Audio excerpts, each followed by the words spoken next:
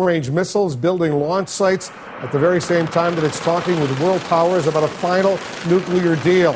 CNN's national security correspondent Jim Sciutto has been looking into all of this for us. What's the latest? Well, I'm told that the administration is now reviewing this UN report and that the latest intelligence is that Iran is continuing the ballistic missile program quite broadly, even as these nuclear talks continue. Now, U.S. officials have said repeatedly today in response to questions about this that these nuclear talks do cover ballistic missiles, and they will have to reach agreement on those missiles for these talks to continue. But it is another sign of how many issues still have to be worked out, calling for tough concessions from both sides before reaching a broader nuclear deal.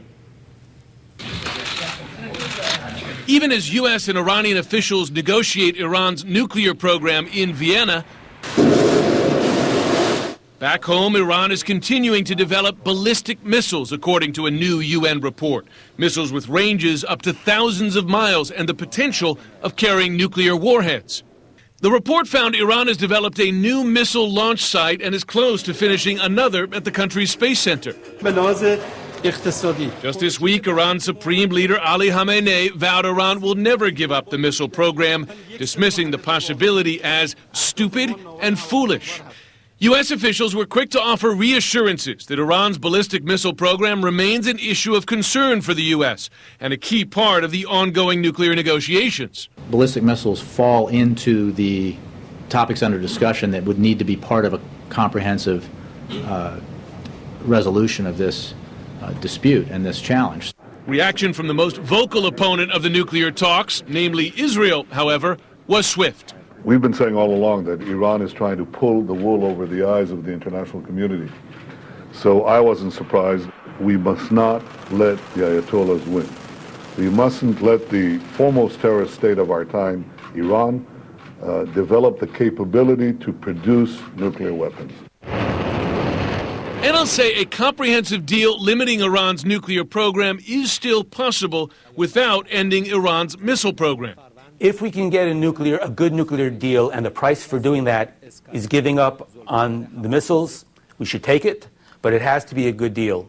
The worst of all worlds would be to get a bad deal on the nukes and have them continue with their research on missiles so that at the end they have both. The scope of these current talks and current UN Security Council resolutions cover only nuclear-capable ballistic missiles. They do not cover ballistic missiles which are not capable of carrying a nuclear payload, and that opens the possibility, at least, that the U.S. and Iran could reach a comprehensive deal in July that allows Iran to continue a ballistic missile program as long as those missiles do not carry nuclear warheads. What are you hearing about those negotiations in Vienna right now, 2 months before the end of this so-called deadline? Well, it's interesting. About a week ago, I heard from people with direct knowledge of the talks that there was progress, particularly on some of the most difficult issues. For instance, the Iraq plutonium facility, how Iran would be allowed to keep that under restrictions. Also, the Fordo site, which was the once nuclear military site, they were coming closer to a deal where Iran could keep them, but you would have monitors, restrictions on what they could produce. But in more recent days, I'm hearing some expectations management from a number of officials involved. I think it was a tough week there, and it's just a reminder that you got a long way to go. I mean, one question that still hasn't been addressed is the number of centrifuges, for instance, of these 19,000 centrifuges they have spinning there that Iran will be able to keep. That's going to be a tough one to resolve. Yeah, that Iraq nuclear facility is A-R-A-K, not I-R-A-K. Exactly. Not the country. Nowhere near Iraq. It's in Iran itself. Stand by for a moment. Hillary Clinton has been taking a good share of the credit in recent days for the tough sanctions on Iran, but Josh Rogan of the Daily Beast writes that Hillary Clinton's own State Department seriously resisted those tough sanction measures. Josh is here with Jim and me right now. Tell us what you're reporting.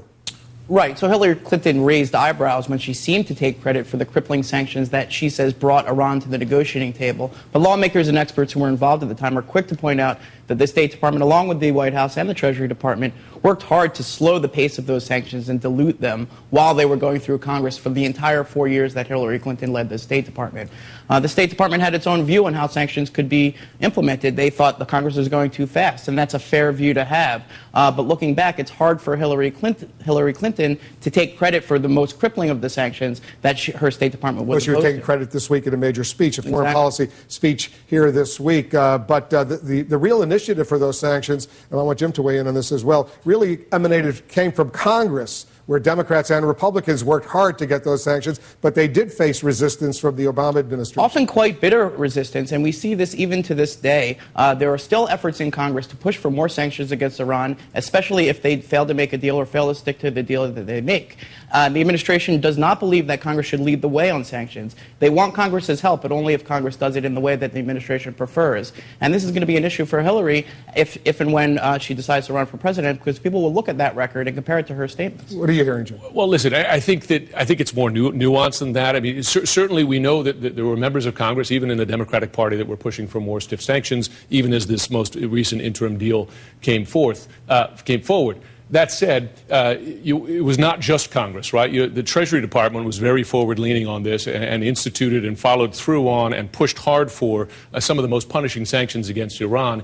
And also, the State Department squeezed some of the most difficult allies to reduce their imports of Iranian oil. China, for instance, which depends on it. Allies like South Korea that really had to ratchet down, and that was part of that really extracted one of the biggest economic costs from Iran. And I think at the end of the day, I mean, you're going to have, well, she wouldn't be the first politician in Washington to take more, to seek more credit than before, but you're going to have sniping. But when you look at the whole scope of the program, this program pushed Iran hard, and I've been there a lot of times, and clearly the government there is concerned about their economic shortfall. It had an effect. I mean, are there folks who wanted to push harder? No question. But I don't think it's fair to say that it was only Congress. And Josh, I think it's fair to say also that if there is a deal, that's still a huge if, but if there is a deal, it may be in part because Iranians are beginning to appreciate the benefits of some easing. It's been relatively modest, but there has been some significant easing of those sanctions. Exactly. I think I agree with Jim that the administration deserves credit for rallying international support, for pushing for UN sanctions, for implementing the sanctions once they were passed over the administration's objections.